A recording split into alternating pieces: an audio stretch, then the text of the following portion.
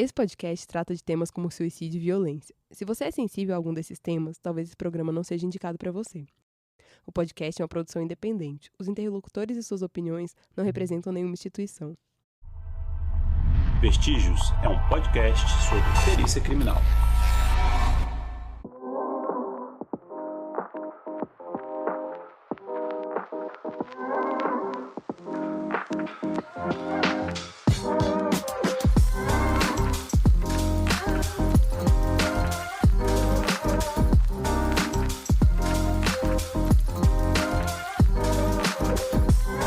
Olá, boa vida para todos que estão aqui de volta nos escutando. Eu sou o Marcos Patrício e esse é mais um episódio do Vestígios, um podcast sobre perícia criminal. Estou aqui com os meus amigos e colegas de profissão, Guilherme Menegói. Tudo bom, Guilherme? Tudo ótimo. E com a nossa correspondente internacional, Isabela Cordeiro. E aí, Isabela? E Ça aí, va? pessoal? Ça va bien, et vous? Gastei todo o meu francês agora nessa introdução. Enfim, estamos aqui gravando remotamente com Isabela, que está temporariamente no Canadá, procurando a Luísa. Temporariamente por 4 anos. Exatamente. Temporariamente por um longo tempo.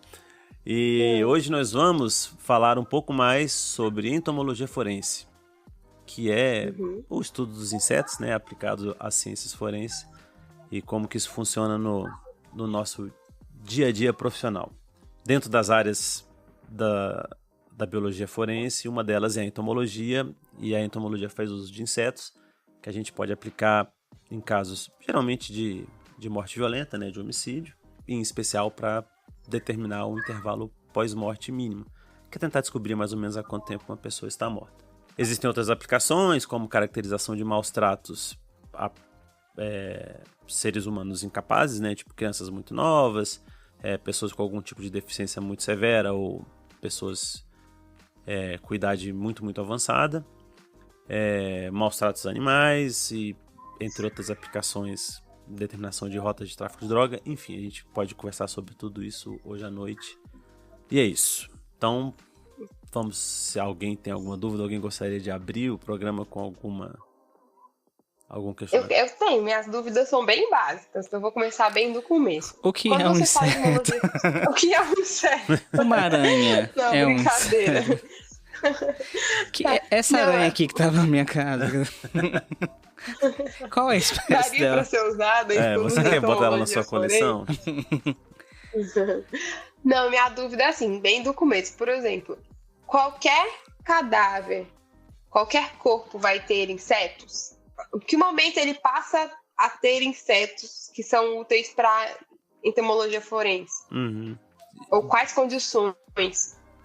Então, de forma natural, se a gente pensar no processo ecológico da coisa mesmo, um indivíduo morre, a decomposição começa a ocorrer das maneiras como usualmente acontecem, todos os cadáveres terão insetos. Tá? A ausência de insetos num cadáver, ele pode ter um monte de implicações.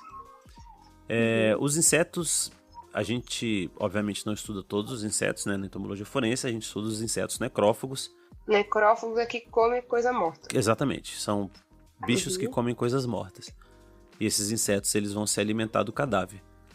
Não necessariamente a gente vai estudar só os insetos necrófagos, mas a gente vai estudar todos os insetos que estejam ali habitando aquelas redondezas de um cadáver.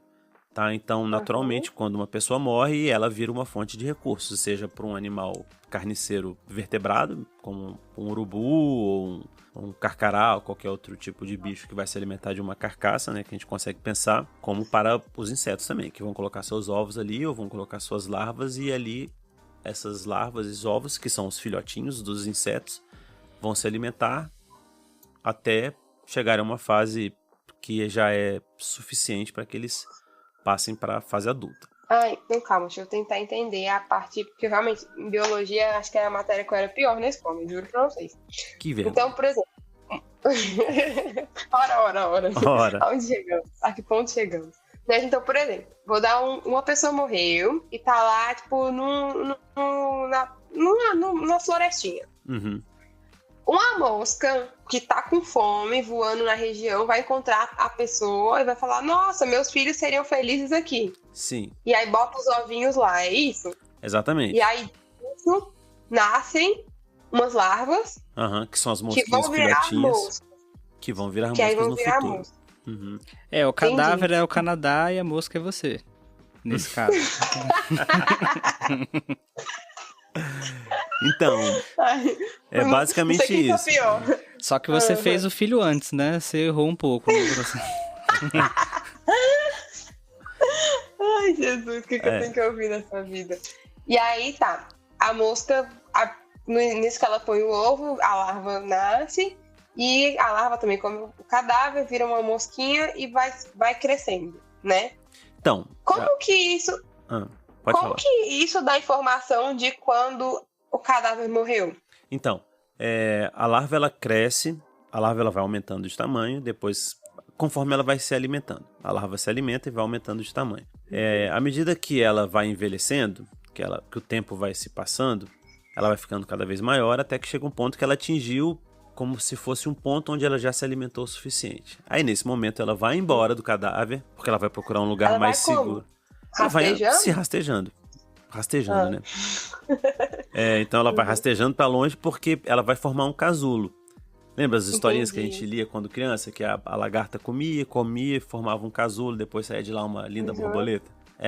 A mesma coisa acontece com as moscas. Ela come, forma um casulo, que a gente chama de pupário, e de lá sai uma linda mosquinha. Por que não sai uma linda borboleta? Porque a borboleta não é necrófago? Não, existem borboletas que frequentam cadáveres, assim. Mas os insetos necrófagos... Por que não sai uma linda borboleta? Porque uma mosca é uma mosca, a borboleta é uma borboleta. É que nem você comprar um filhote de gato e perguntar, por que não virou um cachorro? Mas, e esses processos... Voltamos ao nosso assunto inicial de que... Como que era? A nossa empatia tem senso estético. Exatamente. Mas é bem isso mesmo. Mas só que a mosca ela demora um certo tempo para se desenvolver. Então, à medida que ela vai avançando na idade, e se você chega num determinado momento e coleta uma larva e determina que ela tem, sei lá, 5 anos, não, né? Desculpa. 5 dias de vida ou 3 dias de vida, significa que aquele cadáver tem pelo menos 3 dias de morto. De forma geral. Entendi. Tá? Assumindo que o cadáver só foi colonizado após a morte, o que pode nem sempre ser verdade, mas geralmente é. É por isso que o Marcos também ele fala de tempo mínimo, né? Porque você não sabe em que momento que aquele cadáver foi colonizado. Então você sabe que ele tem pelo menos 3 dias a partir do momento que ele foi colonizado. Mas menos que isso ele não pode ter. Então é pelo tamanho da larva, né? É pelo tamanho e peso da larva, uma das metodologias. Ou você pode também esperar a mosca terminar o seu ciclo. Porque você sabe que a determinada temperatura ela vai demorar X dias para chegar na sua fase adulta. Então você pode trazer essa larva para o laboratório, mantenha a criação dela até ela completar o ciclo, e aí daí você faz a contagem. Cultiva ela. Exatamente. E conta para trás. Você fala, ela demora 7 dias, ela ficou 3 dias no meu laboratório, então ela passou 4 dias na cena de crime. E geralmente, quanto tempo vive uma larva? Essas larvas vivem quanto tempo? Então, vivem na forma de larva, né? As moscas, todos os insetos, eles são pecilotérmicos, né? Eles não conseguem regular a própria temperatura. Então, todos os processos metabólicos que acontecem dentro do corpo do inseto, eles são regulados pela temperatura ambiente. Então, à medida que a temperatura ambiente aumenta, os processos ocorrem mais rápido. À medida que a temperatura diminui, os processos ocorrem mais lentamente. Tá? Então, eu tenho uma tabela de quanto tempo demora para esse desenvolvimento acontecer em diferentes temperaturas. E aí eu tenho que fazer uma pesquisa para saber qual é a temperatura que estava naquele local, no ambiente, nos dias anteriores à descoberta do cadáver, para aí eu tentar descobrir qual foi a velocidade de desenvolvimento da larva. Eu acho que essa é a parte mais difícil, assim, né? Porque o local é muito dinâmico, né? E aí tem variação de temperatura também ao longo do dia. Então, assim, você meio que tentar prever qual que era a temperatura naquele tempo é um pouco complicado, né? E depende também de que tenha esses dados, né? Tipo, tem estações meteorológicas que estão coletando esses dados. Então, tipo, sei lá, aqui no Distrito Federal acho que é tranquilo, né? Porque é um espaço pequeno e deve ter bastante estação meteorológica. Mas talvez num lugar mais de interior, assim, talvez seja um pouco mais difícil de coletar esses dados. Você tem geralmente uma rede de estações meteorológicas que você pode pesquisar, né? Assim, quem mora nas grandes capitais tem a sorte de ter muita estação disponível, né? Geralmente as estações do IMET. Mas a gente tem uma rede de estações geralmente vinculadas a processos da agroindústria, né? Então, o pessoal do agronegócio também tem interesse de saber sobre a biologia dos insetos, mas por outras razões. Geralmente pelas interações insetos-planta, para você saber a hora certa de você aplicar um defensivo agrícola, né, ou um agrotóxico na sua plantação, tudo isso você não vai ficar jogando veneno lá o tempo todo esperando a hora certa. Você tenta descobrir qual vai ser o momento que aquela população de insetos vai estar mais vulnerável, exatamente, para jogar o veneno só naquela hora. Mas eu tenho uma dúvida, porque você falou que as larvas começam a se desenvolver até o momento que ela come o suficiente e vai embora do corpo. Do corpo. E aí, à medida que ela vai embora, as mais velhas vão saindo do corpo, né? Uhum. Isso não dá um falso dado? Porque, vamos supor, se você encontrar o corpo nesse momento, que umas já foram embora, não vai ter só as novinhas? E te dá uma falsa idade? Ou não? Ou, tipo, sempre vai ter... é um processo contínuo. Sempre tem larvinha crescendo. Até o corpo sumir, né? Sempre vai ter esse ciclo. Mas é porque também tem... E tô meio que cortando o Marcos. Não, por favor. Mas é porque também tem um esquema que a gente tá falando de mosca aqui. Mas a mosca normalmente... E o Marcos, claro, me corrija se eu estiver errado. Normalmente ele é o primeiro colonizador, né? E tem tipo uma sequência, assim, na verdade. Então, as moscas, elas gostam do corpo fresquinho. Aí elas vão consumindo aquilo e o corpo vai ficando mais... Os tecidos moles vão se esgotando, ele vai ficando mais só, tipo, tendão, essas coisas mais duras. Aí vem outros tipos de inseto que gostam mais desse tipo de... Gostam de carninha mais dura, digamos assim, entendeu? Entendi. Então também tem esse esquema de... Um inseto vai sucedendo a outro. Né? E até dentro das moscas, tem moscas que chegam muito rápido e tem moscas que já chegam mais pro final. Então tudo também tem essa variabilidade. Você acaba casando, né, as várias informações diferentes que você tem. Uma delas é a fase do desenvolvimento em que se encontra a mosca, né, a larva, ou o besouro também. A gente tá falando de mosca, mas pode ser um besouro, por exemplo. E o outro deles são informações de sucessão ecológica. Qualquer ambiente novo que apareça, e aí nesse caso a gente pode tratar o corpo como um ambiente novo, você vai ter um processo de colonização dele, tá? Geralmente as moscas varejeiras são as primeiras a chegar num local a um corpo, né? Elas conseguem perceber os odores mais rápido e elas conseguem colonizar mais rápido. E elas colocam muitos ovos, que é uma estratégia delas. Então, geralmente, são amostras confiáveis do início da colonização, né? Mas quando o perito ele chega no local, ele tem que olhar, por exemplo, ele não olha só o corpo, ele tem que dar uma olhada em volta, porque elas se jogam aí no meio do mato e saem andando. Então, recomenda-se que o perito olhe pelo menos num raio ali de 6 metros para ver se ele encontra algum pupário, alguma pupa ali esperando para dali emergir um adulto. Se ele encontrar, ele tem que recolher, porque esse vai ser um indivíduo mais velho. Mas mesmo que você fique... E esse pupário fica onde? Nas plantas? Então, elas procuram se esconder, porque elas... Debaixo de folha, assim? Debaixo de folha, debaixo de pedra, se enterra no chão. Porque senão é uma presa muito fácil para um passarinho que tá ali... Faminto. Exatamente. Faminto, ele olha ali uma mosca de bobeira, ela tá no estado de dormência, né, praticamente, porque ela tá passando por um processo de metamorfose, né, dentro do pupário, e ela fica completamente imóvel. Então o passarinho chega e, tipo, não só o passarinho, qualquer coisa, né? Qualquer bicho, mesmo que pise em cima dela, mata. Então ela se esconde. O perito. Mas... o perito chega. Não, mas a gente matar ela, né? A gente fala isso de brincadeira, mas nos cursos que a gente dá aqui, a gente fala, cara, o perito ele tem que ter muito cuidado para não sair pisoteando em tudo, porque se ele pisar no indivíduo mais velho, acabou, ele perdeu aquele vestígio. Porque isso que você falou é um problema, assim, tipo, realmente, você tem que saber mais ou menos qual que é a geração das moscas, porque isso que você falou acontece, né? Se você pegar dos insetos, né?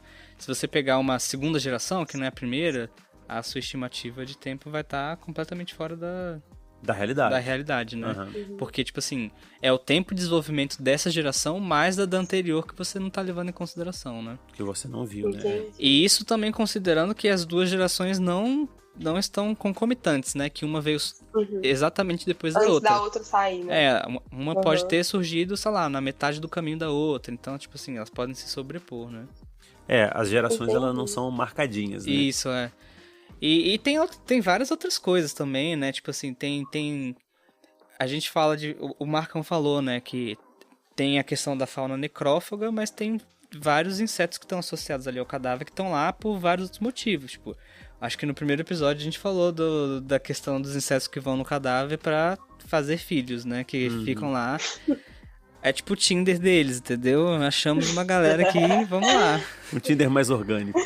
Tem umas larvas que comem as outras larvas. Que tipo assim, elas se aproveitam de que ela sabe que vai ter um monte de larva lá. E então a mosca vai e põe ovos lá porque ela sabe que vai ter muita comida. E a comida não é o cadáver, são as outras larvas. E isso pode também enviesar seus dados. Então tem um monte de coisa que o perito tem que ter em consideração. Não é uma coisa tão trivial assim quando chegar lá, pegar umas larvinhas e levar pro laboratório, né? E tem larvas de espécies diferentes que são usadas na entomologia ou é sempre uma mesma espécie? Não, tem um grupo de espécies que são as mais recorrentes e são as que concentram o maior número de estudos, né?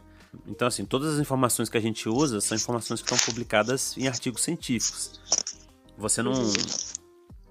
quer dizer, você pode ter, né, bancos de dados individuais de cada laboratório, mas você já tem um monte de gente que estuda essas espécies, um monte de gente que estuda essas espécies, e essas pessoas publicam naturalmente. Então, tipo, a gente tem aqui no Brasil um grande polo de produção de material dessa natureza por exemplo, a Fiocruz do Rio de Janeiro, produz muita coisa sobre essas espécies necróficas, porque elas também causam doenças, né?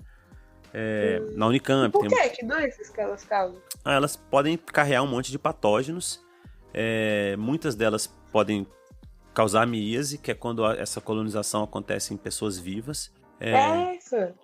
Às vezes... Mas a gente... É por dentro ou por fora? É tipo um verme ou é na pele? Quando coloniza pessoas vivas? Olha, pode ser tanto por dentro no intestino? Quanto por fora. Não, por dentro...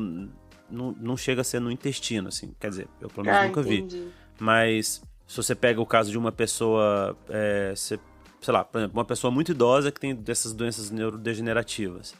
E a pessoa, muitas vezes, ela tá num estágio bem avançado da doença, que é aquele estado onde a pessoa fica meio que olhando pro nada. E às vezes já tá ali, tipo, de boca aberta. Se não tiver uma higiene boa, sei lá, a mosca pode entrar na boca e depositar os ovos na boca. Tá? E aí você tem espécies que são especializadas em matéria orgânica morta e algumas espécies que colocam ovos também em matéria orgânica viva. Nossa, que abusado. E muito... cara, é feio. O negócio é feio. É uma lesão muito feia. Mas é um vestígio muito importante para você caracterizar, por exemplo, maus tratos em um asilo. Sabe?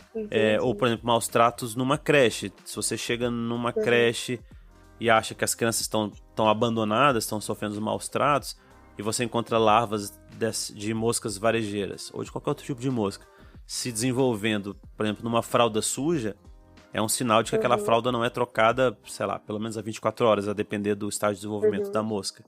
Um dos sinais que a gente procura, assim, quando é ocorrência, tipo, de abandono de capaz, por exemplo, porque é relativamente comum que seja em região de fralda, assim, sabe? Tipo, região genital, região perianal, porque vem da falta de higiene mesmo, né?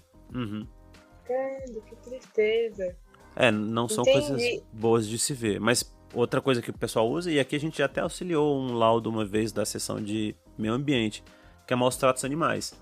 Às vezes o cara faz um canil ali, ele quer, sei lá, quer ter filhotes para vender, só que ele não tá preocupado em nada, assim, de bem-estar animal, exatamente. Às vezes a pessoa nem limpa, assim, né? Tipo, são umas coisas bem grotescas. E aí você chega no local e, cara, tem, sei lá, o bicho tá infestado, porque, sei lá, o bicho sai defecando em tudo, a mosca vem, e aí, tipo, às vezes o próprio animal tá sujo, a mosca deposita ovos ali, ele vai se desenvolvendo, enfim. É uma cena ruim, mas pelo menos serve pra caracterizar, né, a situação. Mas isso aí que você falou é muito legal, porque o trabalho do pessoal da entomologia é bem complexo e é muito legal. Porque, como o Marcão falou, você tem que saber o tempo de desenvolvimento daquele inseto e em temperaturas diferentes. Então, às vezes, por exemplo, a gente está falando de Rio de Janeiro e de Brasília. Pode ser que o mesmo inseto exista nessas duas regiões, só que o tempo de desenvolvimento dele nessas duas regiões é diferente porque as condições climáticas são muito diferentes. Então, por exemplo... Então tem que ter um banco de dados para cada cidade. Então, por exemplo, para o Marcão trabalhar bem com isso aqui em Brasília, ele teve que fazer, ou ele está fazendo, e isso também tem artigos científicos que fazem, né? O pessoal do UNB trabalha com isso. Um levantamento das espécies que existem naquele lugar, e aí, literalmente, cultivar essas espécies em temperaturas diferentes e aí anotando qual é o tempo de desenvolvimento delas. Então, tipo, para você meio que fazer o seu banco de dados do que você pode encontrar no local. Então, tudo isso é bem complexo. Aquele cheiro de carniça que tinha no laboratório era culpa sua, Marcos? Era culpa das moscas, né? Em outras palavras... Só tava fazendo seu trabalho. Só tava fazendo meu trabalho. As pessoas mandaram, eu falei, não, tudo bem, vamos fazer. Aí...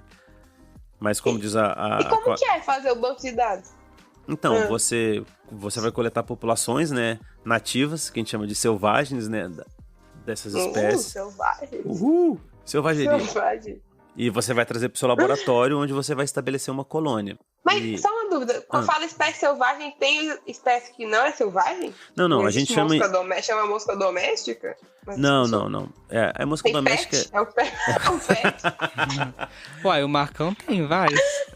Exatamente. Várias pet Virgínia, Alice, tudo... Mas a questão do selvagem é em contraposição à laboratorial, né? Assim, porque tem vários indivíduos que nascem em laboratório e nunca viram a vida, né? Tadinho. Pois é, tadinho. É tipo um admirável mundo novo de moscas.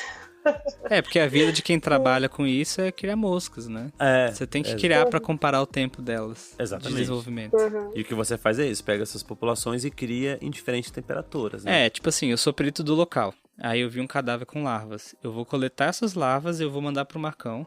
E o ideal é que eu colete elas de um jeito que elas meio que parem de se desenvolver nesse meio tempo de eu entregar elas pro Marcão, entendeu? E aí ele vai começar a criar ela pra ver, tipo, ó... Como você faz para elas pararem de se desenvolver nesse intervalo? Você pode... Acho que o ideal... Na verdade, você coleta várias, álcool? né? Não, aí o álcool você mata ela, né? Aí ela para de se desenvolver definitivamente. Eu achei que esse era o objetivo. Mas é com temperatura, normalmente, né? Você pode resfriar elas, matar é uma maneira bem eficiente para o desenvolvimento. Porque, que nem o Marcos falou, o metabolismo das larvas é de acordo com a temperatura. Se você resfriar a um certo nível, ele meio que para por completo, né? Assim, o metabolismo. Entendi. Então... E tem umas temperaturas que você consegue armazenar elas há um certo tempo, que elas vão diminuir muito o metabolismo, mas não vão morrer. Podem até morrer se a exposição for muito prolongada, mas em um curto período não vão morrer. E é o tempo de você transportar ela a um laboratório. Não, acho que... E assim, você tem métodos também, né? Porque tem coleções de testemunho, né? É como se fosse uma contraprova.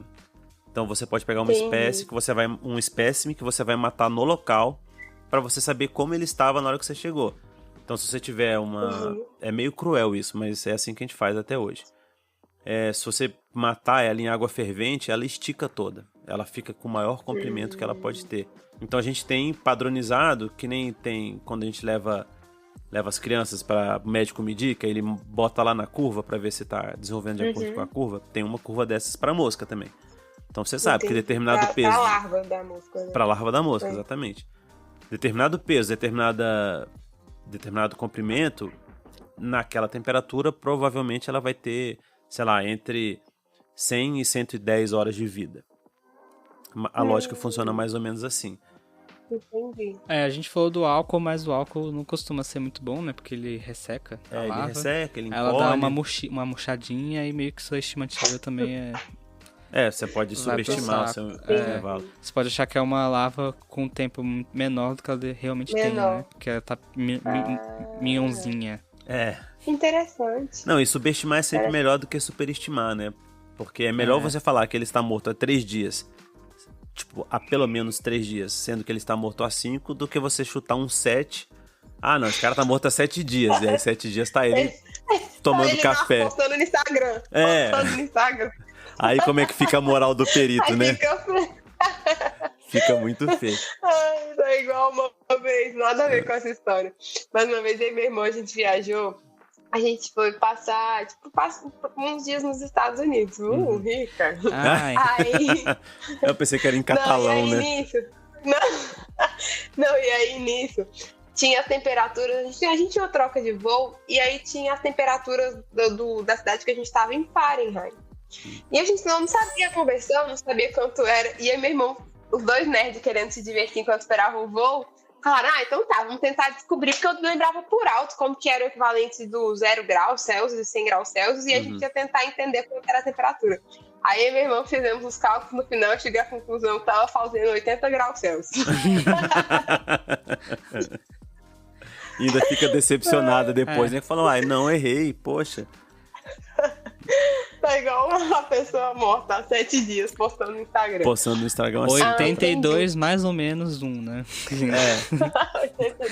82, tem que ter a variância. 80 graus Celsius. Entendi.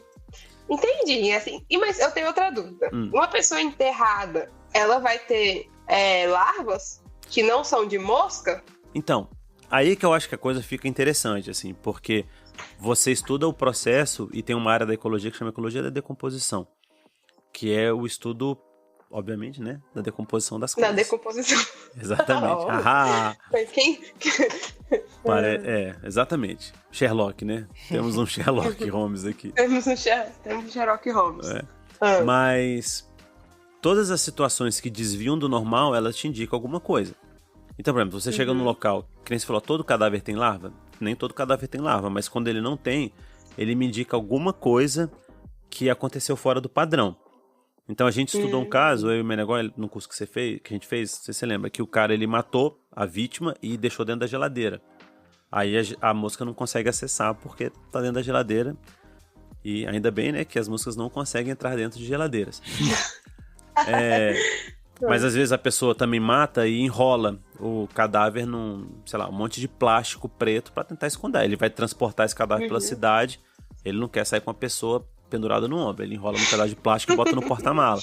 A mosca também... Ele quer ser discreto. Ele quer ser discreto, exatamente. Nem todo mundo tem esse estilo de vida ostentação, né? Ai, que horror. E, por exemplo, enterrar não é o mais comum de se acontecer. Quer dizer, se acontecer na natureza, tipo, o bichinho tá andando pelo cerrado, ele não tem um piripaque e morre enterrado. Ele morre e fica ali exposto. Então, se ele tá enterrado, tem algumas espécies que têm a capacidade de colonizar cadáveres enterrados. Tipo, ele vai lá, bota a larvinha ali onde ele detecta o cheiro, né, da decomposição. Então ele sabe que ali naquele solo... Por ali vai ter comida. Aí a larva sai cavando. E às vezes consegue cavar vários metros, mais de 5 metros atrás do corpo. É mesmo? Que coisa! Esses bichinhos são engenhosos. Cigarra é assim? Cigarra, ela entra no chão? Como que é? Olha, parênteses. Essa pergunta eu não sei. Até porque não é do âmbito forense. Eu só queria entender de onde as sujarras vêm, pra onde elas vão. Porque elas aparecem no mês e somem depois o ano inteiro, né? Mas eu ouvi dizer que elas passam... A maior parte da vida da cigarra é no estágio larval, né? Quando ela eclode, ela tem, tipo, dias de vida. Então, basicamente, ela eclode, grita pra caralho, pra transar e morre. É isso. E eu ouvi dizer que esse estágio larval é enfiado dentro mesmo da terra. dentro da terra. Não, se não me engano, elas se alimentam de seiva de raiz. Mas eu posso estar muito enganado, assim. Não sou biólogo. Entendi. Também, nem entendo dessas coisas. Não sou biólogo. Entendi, mas então, eu entendi isso. Eu gostei muito dessa informação que às vezes a larva consegue entrar vários metros no chão, não tinha ideia disso. Mas então, eu queria entender porque. Sabe o que eu tô pensando? Não. Não tem nada a ver com isso também. Mas é porque já viu que tem vários corpos de pessoas que são incorruptos? Como assim, incorruptos? incorrupto, eu não sei qual é o termo. É tipo, a pessoa não entrou em decomposição. E aí abrem a tumba dela. É incorrupto ou inincorrupto? Eu não sei qual é o termo certo. E eu sei que abrem tipo, a cova dela e ela tá lá inteira. Eu queria entender o que é isso. Porque, assim, eu não quero causar uma celeuma religiosa, não, mas a Igreja Católica tem vários santos que estão inincorruptos. Eu queria entender cientificamente o que aconteceu com eles ou se realmente foi Deus, entendeu? Olha, eu acho que você tem processos de embalsamamento que ele impede... Mas a gente... entendi. Assim, geralmente a nossa decomposição, ela ocorre, inicia-se por conta da nossa microbiota. A partir do momento que você morre, você não consegue mais regular a população de bactérias no seu intestino. Então elas vão se multiplicando, vão gerando um monte de gases, e por isso que você começa com a mancha verde abdominal, geralmente, né? Que é a área que está mais populosa ali de bactérias, sua população sai do controle, e aí vai liberando aqueles odores, que são bem desagradáveis, mas são esses odores que vão ativar os colonizadores, né? Então, tipo, a pessoa vai sentindo o cheiro, a pessoa não, né? Tipo, desculpa, a mosca vai sentindo aquele cheiro, opa, tem uma carcaçazinha aqui perto. Eu chamo de carcaça porque todo animal a gente chama genericamente de carcaça, tá? Mas para ser humano a gente pode usar a palavra cadáver, tá? A gente não precisa ser cruel ao ponto de chamar de carcaça de ser humano. Mas, bom, do ponto de vista da mosca não faz muita diferença. Mas existem várias maneiras, assim, tipo, sei lá, desde o Egito Antigo, há muito tempo atrás, as pessoas já têm métodos de interrupção do processo de decomposição. Sei lá, só de você tirar as vísceras, você já consegue fazer isso, né? Você já consegue, sei lá, deixar... Pelo menos retardar bastante, né? Exatamente. Que é basicamente empalhar, né? Eu lembro que você... empalhar é isso? Você vai tirar grande parte das coisas que vão se decompor e substituir isso por, sei lá, palha. Tudo faz sentido agora? Tudo faz sentido agora. E eu lembro que no dia que você estava fazendo seu experimento lá do porquinho, que estava fedendo muito laboratório, teve um porquinho seu que você falou que mumificou. O que é isso? O que significa ele mumificar? Então, algumas vezes... Eu sei que tem um processo. Eu sei que você não é egípcio e também... e não enrolou ele com faixa. Não, é porque tem... O que é a mumificação? A gente tem vários processos que se chamam de fenômenos cadavéricos, genericamente, que ocorrem depois, né, que o cadáver morre. Um desses é o surgimento da mancha verde abdominal, que foi o que o Marcão falou, que a microbiota está lá ativa, né, se multiplicando, e aí fica essa mancha verde na região do intestino, mais ou menos ali, que é onde tem um acúmulo de microbiota. Tem vários fenômenos. Por exemplo, a temperatura do corpo ir gradativamente se equalizando com a temperatura do ambiente é um fenômeno. A rigidez cadavérica é outro fenômeno. São vários fenômenos. E a mumificação é um desses fenômenos. É um fenômeno que a gente chama de transformativo, porque ele transforma a aparência, né, do cadáver, a consistência do cadáver, digamos assim. E ele pode acontecer naturalmente. Inclusive aqui no Distrito Federal é relativamente comum de acontecer. Ele acontece quando está bastante seco, quando está em ambientes mais arejados, assim, que tiram a umidade do corpo, digamos assim. Eles conseguem levar a umidade do corpo embora. E aí você tira você tira as condições propícias para os micro-organismos e para a fauna atuar. Aí o corpo fica com aquele aspecto tipo de carne seca mesmo, assim, de desidratado. Entendi. E aí isso preserva, de certa forma, o corpo, né? Aí isso é um processo natural. Isso é algo que impediria a entomologia forense, né? Assim, ou não daria um corpo... ou daria... Não, é uma situação onde você vai ter a interrupção da colonização, né? Pelo menos assim, esses insetos eles não vão conseguir colonizar ali porque aquele recurso está indisponível, né? Ele vira um couro. Mas o interessante também é que as condições de decomposição elas são muito dinâmicas, né? Então, nem sempre, e eu diria até que é raro... pelo menos na minha experiência, é raro você encontrar um cadáver que está completamente mumificado. Às vezes é um pedaço dele que ficou mais exposto, tipo, sei lá. Entendi. O cara caiu de um jeito que o braço dele ficou um pouco mais exposto. Aí o braço vai estar mumificado, mas o resto do corpo vai estar decompondo normal. Então, também nem sempre vai prejudicar a análise, porque você vai ter outros focos de ovoposição no corpo, né? Então, também nem sempre é um problema. Às vezes pode ser. E às vezes também você tem espécies que são mais de um processo de decomposição mais avançado, que eles são mais especialistas em situações, por exemplo, de roer carne de osso, assim, tipo aquele restinho de carne que resta nos ossos. Então, você tem alguns besouros que são bem especialistas nessa área. Então, se você já sabe que aquele processo já está bem avançado. Então, em situações como essa, você pode ter só esse tipo de inseto chegando. Assim, Inseto, entendi. Cara, esse negócio de dar tempo de morte é muito, muito, muito variável. Tipo assim, você pode pegar um cadáver que no mesmo dia já está quase esqueletizado, porque as condições climáticas, o corpo dele... O quê? Quase esqueletizado, já virou um esqueleto, assim, tipo, no mesmo dia. Esqueletizado. Entendi. E tem cadáveres que você pode pegar que tem, tipo, dias e ainda tá num aspecto mais de, entre aspas, fresco. Porque as condições... É muita coisa que muda. Tipo assim, se o cara tá de roupa ou ele não tá de roupa, por exemplo, já muda. A temperatura do ambiente, se ele tá num lugar fechado, se ele tá num lugar aberto, se ele é mais gordinho, se ele é mais magrinho, tudo isso muda.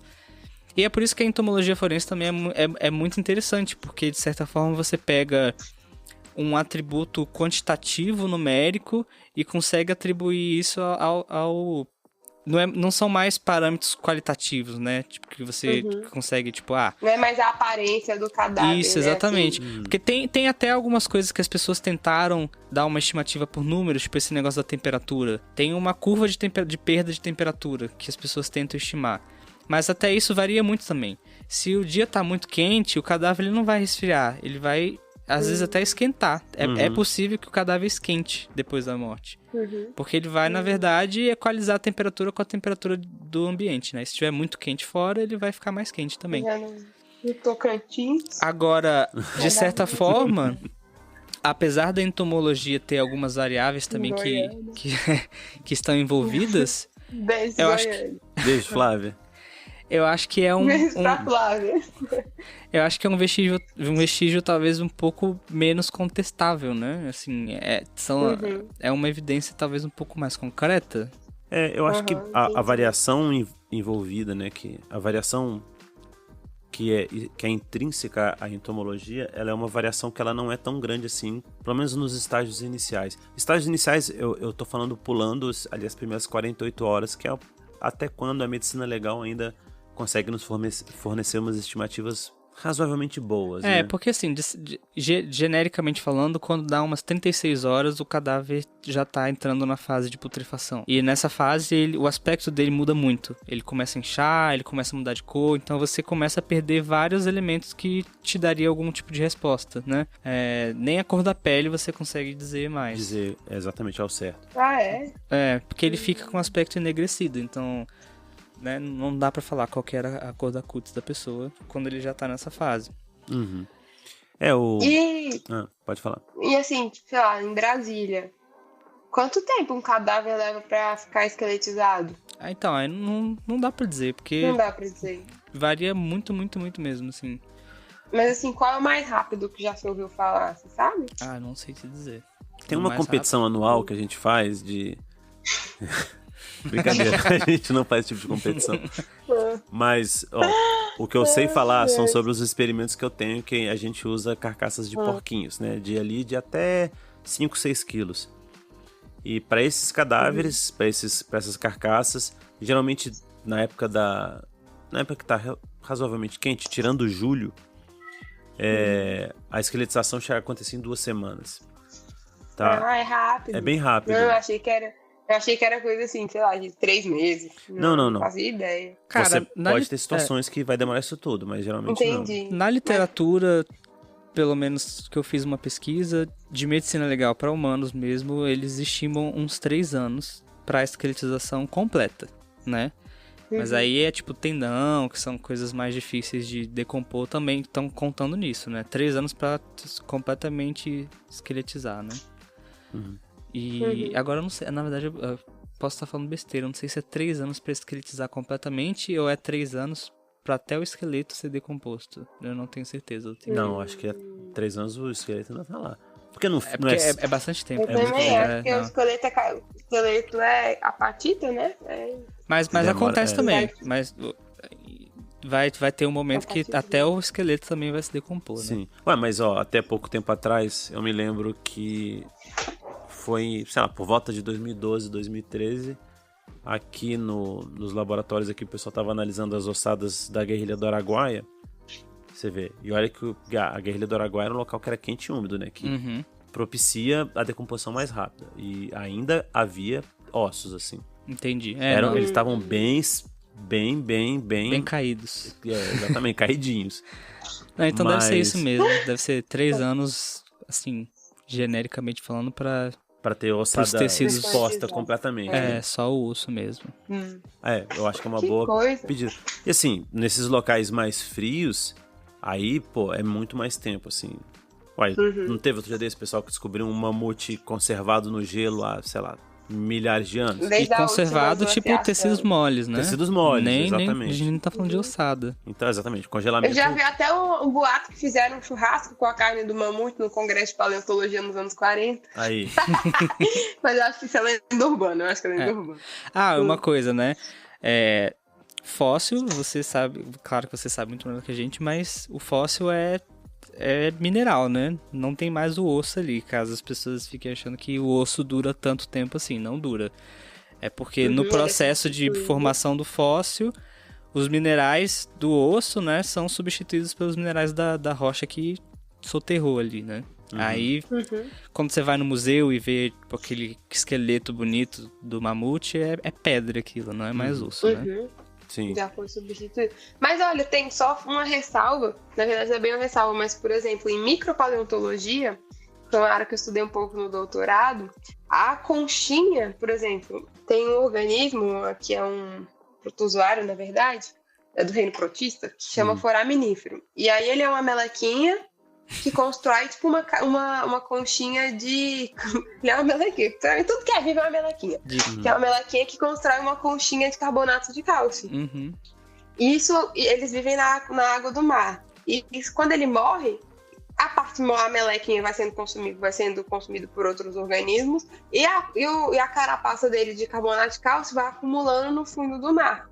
Em locais que são propícios para acumular. E aí, ele é um fóssil, mas ele não foi substituído. É o próprio material que o serzinho construiu. Porque o carbonato é inorgânico e aguenta, carbonato o tempo. Entendi. E você falou desse aspecto aí, de muito tempo e tal. E uma coisa que é interessante, porque sempre tem esse questionamento, né? Mas as moscas se desenvolvem sempre da mesma forma e tal. A gente tem que lembrar que, sim, essas moscas, elas têm tipo, milhões e milhões e milhões de anos de processo evolutivo nas costas. Elas são moscas decompositoras e elas não são moscas decompositoras, assim, por opção delas ao nascer. Tipo, aquele é o nicho que elas ocupam. Tá? Então, esse é um processo que ele é refinado pelas... tentativas e erros da vida. Pelas tentativas, digamos assim, né? Pelas tentativas e erros do processo evolutivo. E... assim como nós temos um processo de desenvolvimento que é muito certinho que eu falo de que, tipo, a gente vai nascer, depois de tanto tempo vai nascer os dentes e, tipo, depois de tanto tempo vai, sei lá, o cabelo cresce e sei lá, o que acontece nas pessoas, vai maturar o sistema imune. São processos que são conhecidos, isso, tipo... Sim, que nem, sei lá, gestação. Exatamente. Normalmente dura tantas semanas. A partir de tal semana forma tal parte, a partir de tal semana forma outra. Exatamente. Se você acompanha o crescimento de um feto, ele é todo certinho. Tanto que essas consultas que o pessoal vai fazer, né? As mulheres fazem, vamos fazer aqui pra ver como é que tá o fechamento. De X semanas, aí já sabe o que esperar na semana tal, né? Sim, tem que ter o fechamento do cordão, não sei das quantas. Pode ter uma pequena variabilidade, claro, mas nunca vai sair muito daquilo em indivíduos, entre aspas, normais, né? Assim. Exatamente. Então, assim, se você chega lá numa consulta de ultrassom, o feto tem tantos centímetros, tanto peso, já fechou, sei lá, o cordão neural, aí você sabe, esse feto tem, sei lá, pelo menos 35 dias. Bom, tô falando aqui de coisas que eu não entendo, mas essa é a lógica de você estimar a idade. Chegamos no momento do episódio que a gente tá todo mundo falando sobre coisa que não entende. Exatamente. Aliás, a gente fala muito sobre coisas que a gente não entende, né? E isso é estatisticamente embasado também, né? Tem toda uma estatística que, tipo, dá pra você uma confiabilidade nesse... Não é tipo assim, tirei do meu... Exatamente, tirei da minha cabeça. Eu ia falar de outra coisa. Que são 5 dias, então vão ser 5 dias. Não é assim.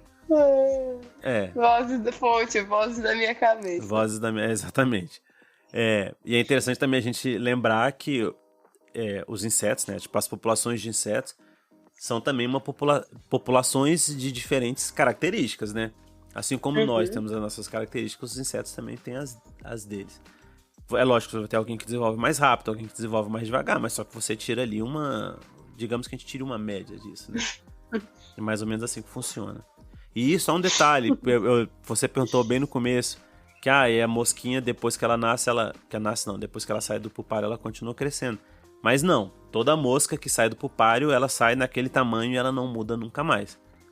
Porque, tipo, a mosca menorzinha não é mais nova que a mosca... Não é filhote da grande. Não, exatamente, não é. É outra espécie. Às vezes é outra espécie ou é a mesma espécie, só que uma comeu muito, outra comeu pouco. Subnutrida. Aí uma ficou pequenininha e outra ficou grandona. Assim como a gente tem gente que chega na fase adulta com 1,50 e outras pessoas com 2 metros. A gente vai brigar aqui agora. A gente vai brigar, que eu não tô aqui pra ser humilhado nesse podcast. Tá bom? Mas todas essas pessoas têm o seu valor no mundo, têm amores, têm sonhos. Um sonho, crescer, não, brincadeira. Todo mundo é digno de ser amado. Mas é porque as pessoas costumam dizer pra gente, né? Tipo, essa mosquinha é a mosquinha filhote, a outra mosquinha é a mosquinha adulta. Não, porque o esqueleto da mosca é aquilo que a gente tá vendo, né? Por fora. Aquilo é o esqueleto, é como se ele tivesse dentro de uma caixinha. Aquela caixinha não aumenta, não tem como o bicho crescer mais. O esqueleto dos insetos é por fora, né? Isso. Então, eles não crescem mais, a não ser que eles desfaçam o esqueleto e, enfim, e voltem pro casulo e etc. Mas a gente também tá falando muito aqui de tempo de morte, e a entomologia forense, ela serve para várias outras coisas também, né, Marcão? Assim, talvez o mais comum na nossa rotina seja esse, mas tem várias coisas que dá para usar também, né? Tipo, sei lá, você tem um trabalho super legal de tentar rastrear origens de droga com inseto, né? Tem, isso foi o que eu estudei no meu mestrado, lá nos idos de 2008 até 2010. Você tem uma área muito grande também de estudo que é tipo a interação inseto-planta, né? Porque a maioria dos insetos vai lá se alimentar na plantinha, ou pelo menos ele usa a plantinha para colocar seus ovos. E se você tem uma plantação de maconha muito grande, você pode ter insetos associados àquela plantação. Como determinados insetos eles acontecem só em determinados locais, né? Porque as espécies elas se distribuem nas áreas onde elas ocupam com maior preferência. Se eu consigo identificar aqueles insetos e eu consigo identificar aonde eles existem, sei lá, se tem um inseto que só existe no Paraguai e outro inseto que só existe em Pernambuco, eu consigo diferenciar, sei lá, uma maconha que tenha vindo do Paraguai de uma maconha que tenha vindo do polígono da maconha, né? Eu ia falar do quadrilátero, é o polígono. Mas o quadrilátero é um polígono também, né? Ou seja, você quer dizer que... Eu pensei no quadrilátero ferrífero. Todo mundo que fuma tá fumando uma mosquinha junto ali. Acaba fumando alguma coisa junto, né? A não ser então, se você se diz vegano... Nossa, checkmate. Checkmate do maconheiro vegano. Não é. Mas assim, brincadeiras à parte, esse foi o estudo do meu mestrado. Na verdade, eu estava reproduzindo um estudo que foi feito na Nova Zelândia no início dos anos 80. E eu quis reproduzir isso porque todo livro de entomologia fala que isso é uma das áreas da entomologia forense. Entomologia forense de tráfico de drogas. E assim... ninguém tinha feito isso desde os anos 80. O cara fez nos anos 80, lá na Nova Zelândia, e eu resolvi fazer aqui no Brasil. E assim, hoje em dia eu não recomendo pra ninguém que faça isso, porque de fato você tem muitas informações ali ligadas aos insetos. Mas, poxa, cara, hoje em dia você tem as ferramentas do DNA forense, então você pode fazer estudos populacionais das plantações de maconha mesmo, né? DNA da própria planta, né? O DNA da própria planta. E você tem... Pra fazer isótopos. Exatamente. Você tem uma série de ferramentas de química analítica que eram difíceis na década de 80 e que hoje a gente tem tudo aqui no nosso laboratório. Então, sei lá, eu passei 3, 4 meses enfurnado no laboratório, destrinchando tijolo de maconha do começo da manhã até o final da tarde, para juntar informação que hoje em dia a galera junta em uma semana de chavando maconha, brincadeira. De chavando maconha em nome da ciência. Aí a pessoa faz isso lá no cromatógrafo líquido, lá no HPLC, a pessoa... E descobre em 1 minuto. Descobre em 1 minuto não, mas eu vou botar aqui em uma semana, ela faz o que eu fiz em 3 meses. Então, assim... você precisa de uma camada de informações a mais? Pode usar entomologia, mas não comece pela entomologia. Não nesse caso, pelo menos. Mas tem outras aplicações. Não tem. O meu primeiro caso de entomologia foi uma... Isso, conta uns casos legais pra gente aí. Então, vamos falando de caso. O meu primeiro caso de entomologia foi um caso civil, que foi uma pessoa que comprou uma dessas barrinhas de cereal, e aí tinha larvinhas dentro. Era um Kinder Ovo, na verdade. Era um Kinder... Só que o brinquedo era... Só que a surpresa era um inseto. E aí a juíza queria saber se aquilo podia ser uma larva de barata, né? Se eu fosse a pessoa que comprou isso, eu ia falar, foda-se do que é essa larva. Tem uma larva, pode ser a larva do caralho que for. Não, e pra você ver como é que, às vezes, a pergunta... Nenhuma larva em alimento é bom, né? Não tem alguma que é boa, tem alguma que é aceitável. E assim, era um caso tão peculiar, porque o cara me perguntou, se não me engano, ele perguntou se era larva de barata. E aí eu lembro que eu fui conversar informalmente com a juíza. Eu falei, olha, larva de barata não é, porque a barata não tem larva, né? A barata faz parte daqueles insetos que tem ninfa, né? Tipo, nasce um mini insetinho e esse mini insetinho ele vai crescendo. Então você nunca vai encontrar uma larva de barata. Aí eu falei, pode ser larva de borboleta, por exemplo, que é uma lagarta. Saca? Pode ser uma larva de mosca, pode ser uma larva de um monte de outras coisas, mas de barata não é. A gente conversou sobre isso num episódio passado, né? Tipo, às vezes a pessoa tem medo de ser muito objetiva na pergunta e aí receber uma resposta que ela não quer. Mas... porque essa resposta do Marco poderia ser não. Poderia ser não. Poderia ser uma larva de barata, não. Exatamente. Não. Porque o advogado achava porque barata não tem larva. Mas aí eu expliquei que, olha... Se fosse eu fazendo a pergunta, ia ser assim. Porque eu não fazia ideia dessa história da barata, não. Não tem. Mas assim, voltando pra parte séria da coisa, toda a discussão, quando você vai pegar casos de crime contra o consumidor ou casos como esse de contaminação de alimentos, é aonde ocorreu a contaminação. Porque a fabricante, digamos que, sei lá, a empresa X, eu não vou falar o nome da empresa, a empresa X vai argumentar que não, ela fabricou, a barra saiu de lá ok, quando chegou no supermercado foi mal conservado e lá ele foi contaminado. E o cara do supermercado vai falar, não. Aqui a gente... Chegou assim. Já chegou assim. Tipo, criança, quando eu cheguei tava assim. E aí vira um imbróglio na justiça. Aí o juiz, ele pode querer saber, não, tá, então quanto tempo tem essa infestação? E aí você vai precisar de um entomologista que vai te dizer, um entomólogo... essa parte é muito legal. Bacana. Eu acho legal pra caramba. E aqui a gente já viu... Mais do que no cadáver. Pelo menos fede menos, né? Mas aqui no nosso laboratório já chegou pra gente uma esfirra. Que o cara comprou a esfirra, quando ele mordeu tava cheio de larva. Aí ele queria saber do que eram as larvas. Meio nojento. Ele queria saber do que era? Do que era e aonde que foi a contaminação. Gente, não importa do que... se você ouvinte que tá me ouvindo agora nesse momento, se tiver uma larva na sua comida, não queira. Às vezes é melhor você nem saber do que é. Exatamente, não coma. Pra sua paz de espírito. Não importa. Mas tem outras aplicações indiretas também. Então, teve um caso que eu vi que foi interessante, que foi um caso de cárcere privado. Tipo, foi um sequestro, o cara foi guardado, né, num cárcere privado, a galera manteve ele lá. E depois que o pessoal da investigação chegou, os criminosos já tinham tirado a vítima para um outro local. E aí, nesse caso, é possível, sei lá, isso pode ser até uma lenda urbana, tá? Porque eu nunca li isso, eu só ouvi pessoas que repetem essa história. E eu não conheço o perito que foi nesse local hipotético, então, disclaimer, isso pode ser mentira, mas eu vou contar como se fosse verdade. O podcast de ciência menos científico do Brasil é o nosso. Então, o nosso aqui é ciência da fofoca. E o perito, o que ele fez? Ele pegou, tipo, pernilongo na cena. E aí conseguiu encontrar DNA da vítima no intestino do pernilongo. O pernilongo vai chupar seu sangue. Tipo Jurassic Park. Tipo Jurassic Park, exatamente. Só que com um final feliz. Aí fizeram um clone do cara. E perguntaram para o clone: se você fosse sequestrado, você estaria onde? Não, mas pelo menos você consegue caracterizar que a caracterização que ele esteve ali naquele Esse não ambiente. é a história daquela novela, do Clone? Não é assim? O Clone? Bom, não é esse o enredo da novela? confesso que eu não sei, mas eu posso dar opinião sobre isso também. Posso concordar, é isso aí mesmo. E tem todas essas situações onde a gente tem a ausência de mosca, né?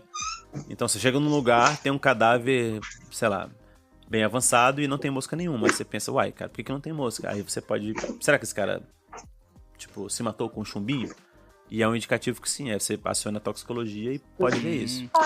Mesmo que as moscas não vão querer, né? Elas reconhecem. Porque é inseticida. Agora uma dúvida que eu tenho. É muito difícil eu chegar no local e encontrar vestígios de insetos. A não ser que seja realmente um cadáver bem avançado. A mosca, tipo, a partir do momento que a pessoa morreu, a mosca já consegue chegar, já consegue pôr ovo lá. E se for esse o caso, por que normalmente tem esse tempo que às vezes pode ser até relativamente longo até começar a ver esse tipo de vestígio? A mosca geralmente chega muito rápido, assim. A gente tem alguns estudos de campo. Por exemplo, quando eu tava fazendo meu doutorado, a gente botava o porquinho e muitas vezes eu botava um banquinho do lado e ficava observando, né? Falava, cara, eu vou ver quanto tempo vai demorar pra chegar a primeira mosca. E, cara, chegava assim, tipo, em 2-3 minutos. Tipo, é muito rápido. E é muito rápido porque as moscas já estão ali, né? Você tá ali, tem um ambiente e a mosca tá em volta. Tipo, ela olhou ali, viu um corpo e, tipo, opa, é ali que eu vou.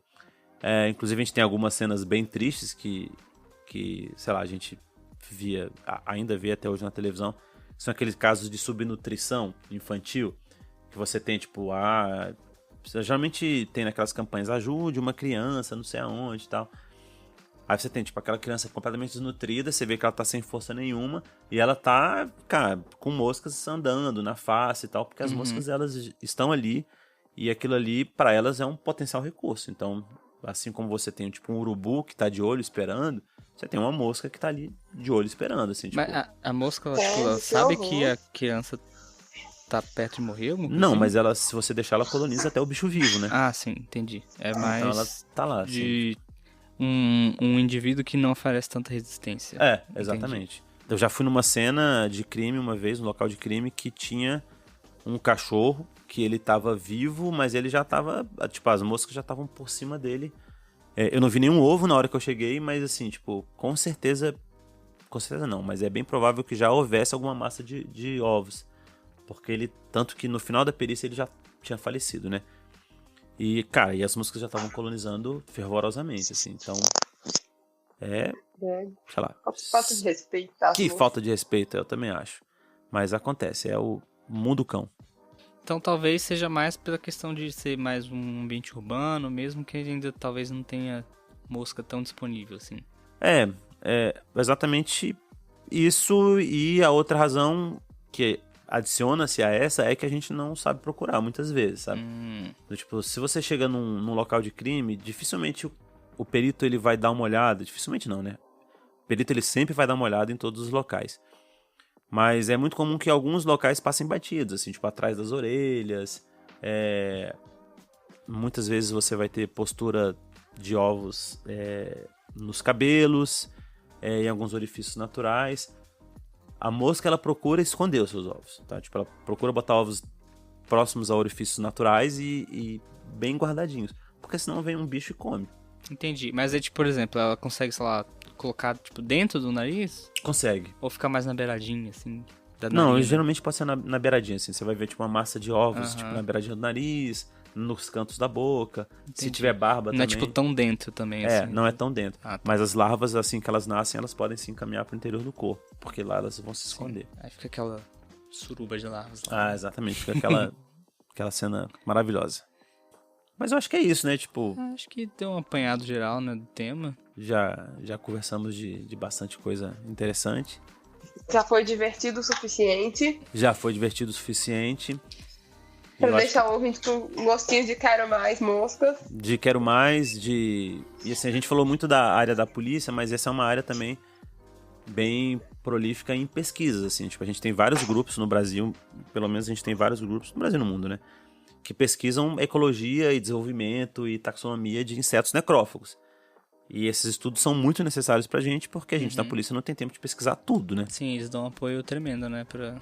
Exatamente, eles dão um apoio tremendo, assim, pra gente. E muitas vezes as pessoas estão, o que eu vou fazer da minha vida? Se eu vou pesquisar, tem como ser pesquisador nas áreas forenses? Tem. Essa é uma das áreas, assim, tipo, que é bem bacana. Eu, pelo menos, gosto bastante. E você tem... eu gostei bastante também, achei muito interessante. É bem interessante, assim. E eu não entendia nada. Eu tenho um entendimento rudimentar, assim, mas... Porque eu até fiz o curso com o Marcão e tal, mas... Acho bem legal. Você tem alguma, talvez, indicação, assim, sobre o tema? Alguma coisa... Eu tenho uma, é o filme Vinda de Inseto. Fidedigno. Eu vou ver. Muito bom, recomendo. Eu não... Sobre entomologia, eu não... É que também é uma coisa muito técnica, né? Assim, exatamente. É difícil achar uma literatura. Não vai ter um livro, assim, tipo... Dizem que tem um CSI que é especialista em entomologia forense. Mas, assim, eu admito que eu nunca... tem. O Grissom, né? Que ele é o personagem principal do... Acho que é o Miami? Não sei. Bom, aí... Inclusive, eu quis entrar na perícia vendo CSI e nossa, dá pra trabalhar com insetos, tá? Hoje em dia... Nada contra, mas Obrigado, não né? penso em trabalhar com insetos. Obrigado, não. Mas é uma área bem técnica e é uma área bem específica. Então, assim, não é uma coisa que você vê no dia a dia sempre acontecendo, né? Sempre vai ter. Só que eu sou da opinião que por mais que você não tenha sempre aquele exame sendo feito, você precisa saber fazer. Sim. Porque quando chegar, você precisa fazer. O negócio é que também causa uma certa repulsa, assim, né? Em várias pessoas. Então também não é um tema que as pessoas gostam. Muitas pessoas gostam. Não, muitos peritos de locais não gostam. Não, é desagradável. É muito desagradável, assim. Até eu que já estudei acho mega desagradável. Não, cara, todo mundo assim. Até pra gente que a gente chega. Tipo, não é um cheiro agradável. Não é um... É horrível. Ficou a carniça no laboratório. Não, mas pra mim o cheiro até é de boa pra mim, porque a gente usa aquelas máscaras que não passa nada. Mas pra mim é a sensação de você, tipo, manipular o corpo e você tá, tipo, meio que esmagando pulpário, às vezes, inseto, aí você fica sentindo assim, aí você olha sua mão, tem um monte de lava. Não. E a mosca fica pousando em você. A mosca voando em volta. Com aquelas patinhas cheias de essa mosca aqui que tava nesse bicho aqui, morto, tá querendo pousar na minha cara. E aí? Exatamente. Não, insalubre, um pouco insalubre. Não, Ó, a gente não aconselha isso, tá? Mas se quiser, pode. Se quiser, pode. Temos um aviso também, né? Sim, nós temos um aviso. Esse é o nosso último episódio da primeira temporada. Nós esperamos que vocês... que tristeza. Mas, assim... Obviamente, nós esperamos que vocês tenham gostado desses primeiros 10 episódios, tanto quanto a gente curtiu fazer. Porque também, claramente, somos amadores, né? A gente tá aprendendo a fazer isso ainda. Não, somos. Somos, total. Então, a gente vai aproveitar essa oportunidade também pra, tipo, sentar, discutir como que a gente quer levar esse projeto a partir frente, daqui. Né? O que a gente pode fazer pra melhorar, o que a gente pode mudar. Aprender a gravar melhor, porque tem uns que a gente tá meio capenga, assim. Exatamente. Acho que a gente tá precisando de um... Assim, a gente tava precisando muito de experiência, agora a gente já tem um pouco mais de experiência. Mas a gente precisa... Eu já pus no Lattes. Minha produção artística. Não, exatamente. Tô brincando. Outro dia eu entrei no Lattes de um amigo meu, um pesquisador lá de Pernambuco, que é o Rodrigo Carmo. E eu vi que ele tinha o podcast dele no Lattes. Eu falei, caralho, velho, por que eu não coloquei ainda no meu? Vou colocar. Divulgação científica. Exatamente. É bacana, assim. Brincadeira, eu tô falando, mas eu não pus não, eu vou pôr. Não, eu vou pôr, com certeza. Eu me orgulho mais do meu podcast do que de alguns artigos que eu já publiquei. Do que do meu trabalho, na brincadeira. Eu me orgulho mais do podcast do que da minha tese. Brincadeira. Pelo menos... Nosso podcast já tem alguns ouvintes... Além do que eu acho que tem na minha tese, assim. Minha tese deve ter, tipo, uns 5, 6... tem alguns ouvintes além da minha família. Eu achei que você ia falar. Não, pois é. Mas aí é isso. Obrigado a quem esteve até aqui com a gente. Quem desde o início acompanhou a gente. Vocês, 5 ouvintes, na verdade. Todos nós 5 ouvintes. Marcinha, Vinícius. Obrigada pela companhia.